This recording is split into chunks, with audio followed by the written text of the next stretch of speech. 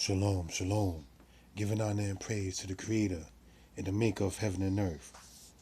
We're going to go over Deuteronomy 28, verse 68, and show where references how it's not speaking about what they try to say reference with the Roman Empire solely. Here is what it says in the Hebrew. Weheshibka ya Mizraim. Weheshibka. First part where means and. Heshib. The hey shin yo bait. It's the Hefil verb stem from the root word shab, which means to return. So heshib means to restore, because the Hefil is the causative of the qual. Weheshibka. The Most High will bring you back, or the Most High will restore you. This being the Most High, Yod He Waheh. Mizraim. Ba'aniyot in ships, Ba'derek asha amorti laka, by the way or by the path, which I have said unto you, Lo tosif od lirota, it shall not be seen again. Ra'ah means to see, lirota, it shall not be added again to see it. Tosif from the Hebrew root word yasaf, which means to add or to increase. Lo tosif od, again, or another, lirota, it shall not be added or it should not be increased again to see it. Wahit markoratem, and you shall devote yourselves, or you shall sell yourselves, from the root word markar, which means to sell. Hit markir, the hit pa'el, the reflexive, meaning to do something to self. Wahit markoratem, and you shall sell yourselves or devote yourselves. Sham, there, lo oyebeka, to your enemies. La abadim, for male servants. Walish pakot, and female servants. Wa'in quone, and there is no purchaser, there is no redeemer, there is no buyer. So that's what that's talking about, that particular aspect right there. Now, many people try to say real quick that quana and root has no way, shape, form, or fashion in meaning and definition to redeem. But such is not the case when you go to the book of Nehemiah, chapter 5, and you can see that aspect right there. Now, I want to go, brothers and sisters, into this particular book right here. The Ben Yehuda English Hebrew Dictionary, right? And in the Hebrew side on page 177, we see something very interesting concerning this kind of matter. If we look very carefully, you see where it says distress? The root word there is metzar, metzarim. So that way I want to sit there and let that be noted and seen. So that way we can gain an understanding concerning this kind of matter. Brothers and sisters, one more time, let's show this yet again for edification purposes. This being distress or isthmus. The root word there is metzar, metzarim. Now, mem zadeh resh yod mem. The same word here. Mem zadeh resh yod mem. Now, many times they will sit there and translate that word as the word Egypt.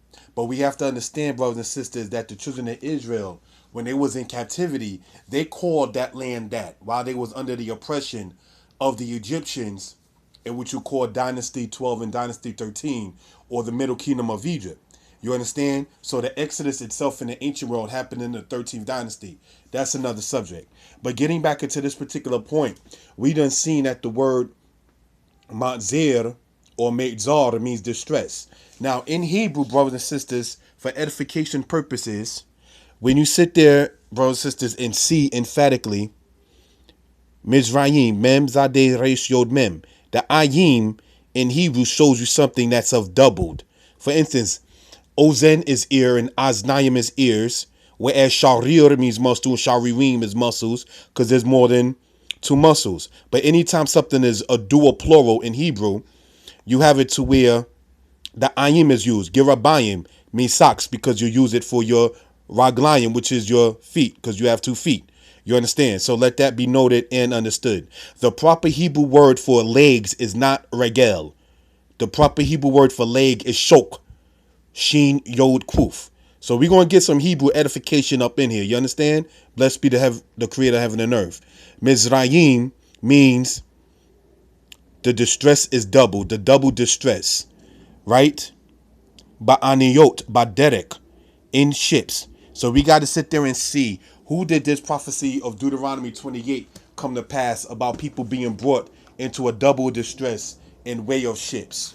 Now, of course, there's some who say, well, there's other people taken into captivity by way of ships, but each of those people are going to have to be able to, within their own history, prove that the verses of Deuteronomy 28:68 and from Deuteronomy 28:15 to verse 68 happened to their people in their history. So let that be noted and understood. All right, now, when we go back to this portion right here, let's go into the book of 2 Kings, chapter 6, verse 24. Now, the point in going into this aspect is because there are people, unfortunately, brothers and sisters, who attempt to sit there and state that when it says in Deuteronomy 28 from verse 48 to verse 68, it's talking about solely the Israelites and the Romans. Yet it speaks about the Israelites being besieged. You see, now we're going to go in this presentation to show how that is not talking about the Israelites and the Romans. Now, if we go in here, 2 Kings chapter 6, verse 24, this is dated to the era before Rome became an empire. The Israelites and the Arameans were at odds. And it says this, and it came to pass after this, that Ben-Hadad, king of Aram, gathered all his hosts and went up and besieged Samaria. See, besieged. Now, if you go into Hebrew in your own time, it uses the word Wayitzar, the Yod, the Zadeh, and the Resh, still showing from the root word Mount Zir, which means to be besieged or to be within distress. And it came to pass after this, that Ben-Hadad, king of Aram, gathered all his hosts and went up and besieged Samaria. And there was a great famine in Samaria, and behold, they besieged it, until an ass's head was sold for 80 pieces of silver, and the fourth part of a cob of dove's dung for 5 pieces of silver. Now, the significance and important aspect in reading that is because for the people, the brothers and sisters, and for the Caucasians who like to say that Deuteronomy 28, verse 48 to verse 68 is speaking solely about the Israelites and the Romans, we have to then begin to ask a couple of questions concerning that kind of understanding. And here's the reason why. It goes here. Let's go to Deuteronomy 28, verse 53. It says, and thou shalt eat the fruit of thine own body, the flesh of thy sons and of thy daughters, which the Lord thy God hath given thee, in the siege and in the straitness, wherein thine enemy shall straiten thee. So that's in verse 53. That's very important to let it be noted and understood, because now that's in between the verses of 48 and 68. Because now when we go back to 1 Kings chapter 6, let's go to 1 Kings chapter 6. We're going to start, brothers and sisters, in verse 26, so we can see and gain an understanding concerning this kind of matter. All right? Pardon me, 2 Kings chapter 6, verse 26. Sorry about that mishap right there. And here is what we read. And as the king of Israel was passing by upon the wall, there cried a woman unto him, saying, help me, my lord, O king. And he said, if the Lord doth not help thee, when shall I help thee? Out of the threshing floor or out of the winepress?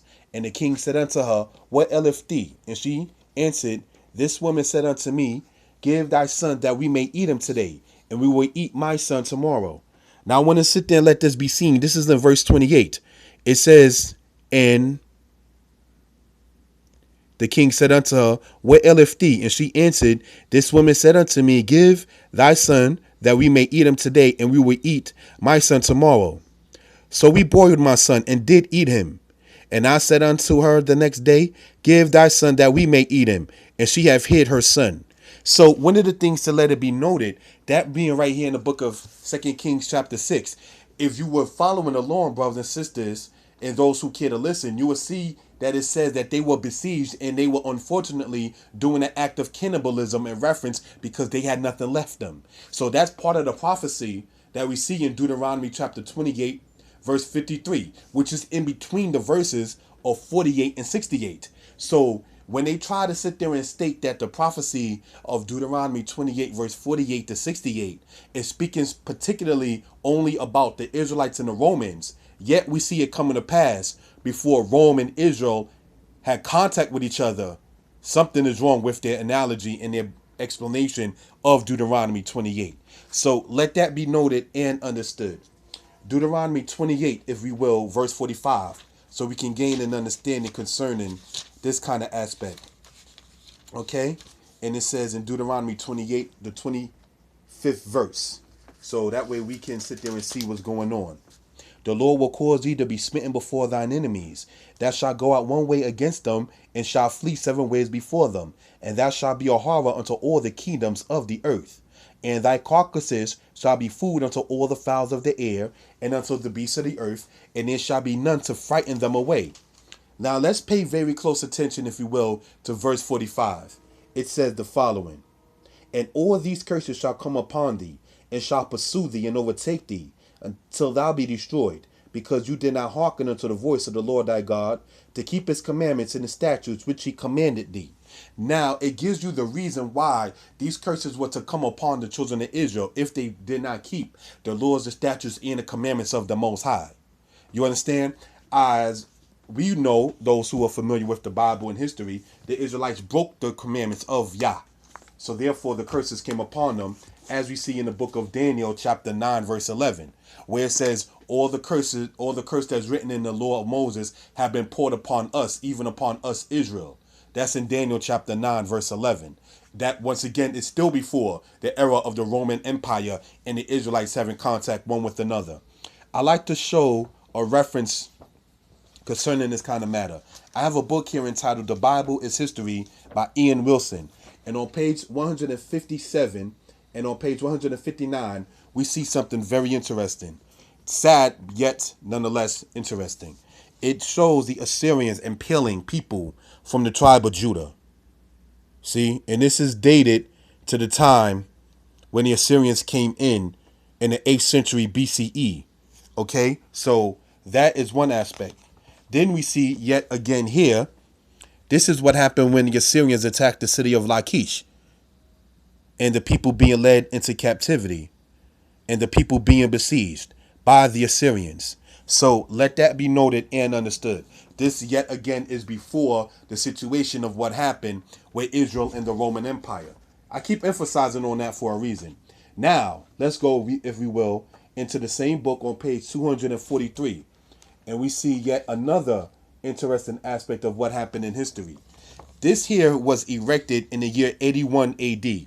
This is what they refer to, brothers and sisters, as the Arch of Titus. Okay? So let that be noted. This is after the children of Israel lost their land to a great extent, that is, under that situation of what happened between the Israelites and Titus of Rome. Now, for those interested in the history, you have it to where the Roman leader, who at that time was Pompey, in the year 63 BCE, he made what is called Jerusalem a Roman province. So from the era of Pompey all the way down to the era of Hadrian, which is then getting from the Roman Republic into the Roman Empire, we see that the Israelites, under the hegemony and under the jurisdiction of the Romans, did not have a very good time.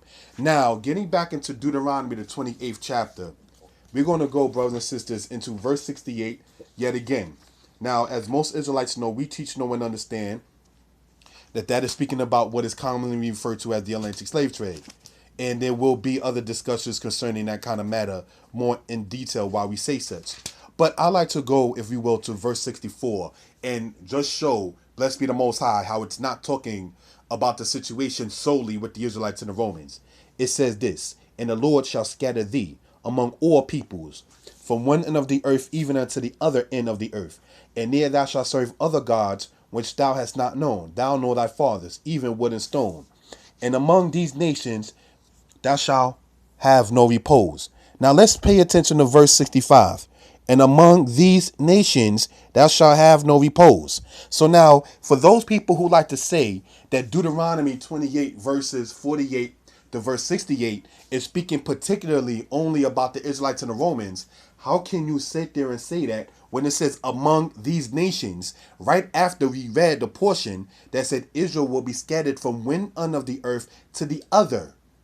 So therefore, it's not only talking about the Israelites and the Romans. Furthermore, to date, no one has been able to show a reference material about the Israelites being taken into the land of physical Egypt by Titus in the year 70 or 71 AD into the land of Egypt. Now, when you go in your own time in the book of Josephus, you will sit there and see, brothers and sisters, that Israelites were already in Egypt and Titus shipped them from there to Rome.